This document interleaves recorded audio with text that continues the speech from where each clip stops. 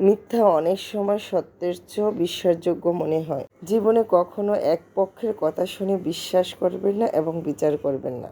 কিছু মানুষ এমনভাবে গল্প সাজায় নির্দোষ মানুষও দোষী মনে হয়।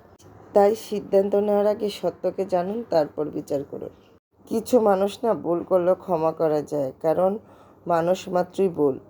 কিন্তু পরিকল্পিতভাবে চালাকি আর বিশ্বাসঘাতকতার কোনো ক্ষমা নেই। মনে রাখবেন, সরলতা কোনো দুর্বলতা নয়, ওইটা একটা ব্যক্তিত্বের পরিচয়। ভিডিওর শুরুতে না অনেকগুলি কথা বললাম, কথাগুলি কিন্তু বাস্তব এবং সত্যি। এই কথাগুলি আসলে অনেকের সাথে মিলে যাবে হয়তো, বা আবার অনেকের সাথে হয়তো মিলবেও না, এটাই সত্যি। আসসালামু আলাইকুম এভরিওয়ান, সবাই কেমন আছো? আশা করি সবাই খুব ভালো আছো। আলহামদুলিল্লাহ, আমিও ভালো আছি। বাজার করতে গেলে না চোখগুলি না মাথায় উঠে যায়, এরকম একটা অবস্থা।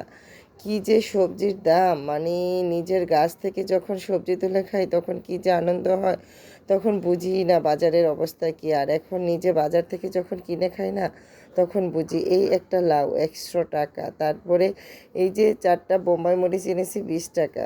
তো আসলে আমার গাছে যখন ধরেছে না মরিচগুলি, তখন বুঝতেই পারিনি যে এত বাহিরের দাম। আর লাউ তো আমি আজকে কয়েক বছর ধরে নিজের গাছেরই খাই, তেমন কিনে খাওয়াই হয় না। তো যাক, আজকে লাউ চিংড়ি মাছ দিয়ে রান্নাবো, সেই রেসিপিগুলি তোমাদের সাথে শেয়ার করতেছি। আশা করি সবার খুব ভালো লাগবে। মশলাগুলি ভালো করে কষিয়ে তারপর চিংড়ি মাছ ভেজে রেখেছিলাম, সেই চিংড়ি মাছগুলি দিয়ে সুন্দর করে একটু পানি দিয়ে কষিয়ে নিলাম। এইভাবে না লাউ রান্না করলে লাউ এত বেশি মজা হয়, আর এত চিংড়ি মাছ মানেই হচ্ছে লাউয়ের গ্রানে ছড়িয়ে যায়। তো যাই হোক, তারপরে চিংড়ি মাছ কষিয়ে লাউগুলি দিয়ে দিলাম। তবে আমার গাছে যে লাউগুলি, ওগুলি না এত সুন্দর কচকচা, আর এটা মনে হয়েছিল টাটকা, তবে অত কচকচা না। তবে লাউয়ের এক এক রকম এক একটা জাত থাকে। তো যাই হোক, তারপরেও লাউটা অনেক মজা ছিল। লাউ যদি হালকা একটু মিষ্টি লাগে তাহলে খেতে বেশ ভালো লাগে।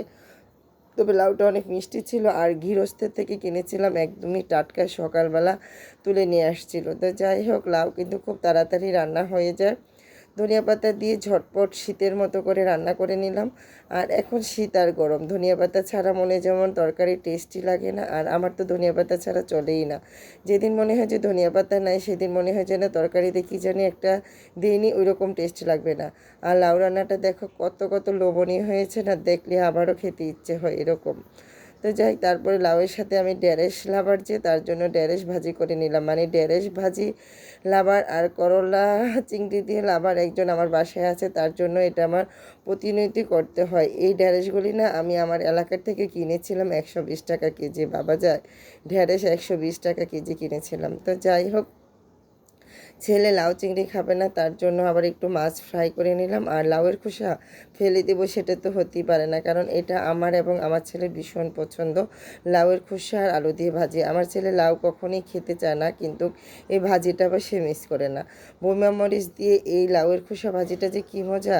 তো যাক, লাউয়ের খোসা ভাজি করতে করতে তোমাদের কাছে বিদায় নিয়ে ফেলবো। সবাই ভালো থাকবে, সুস্থ থাকবে। আমার ভিডিওগুলো যদি ভালো লাগে, লাইক কমেন্ট শেয়ার দিয়ে আমার পাশে থাকবে। ধন্যবাদ।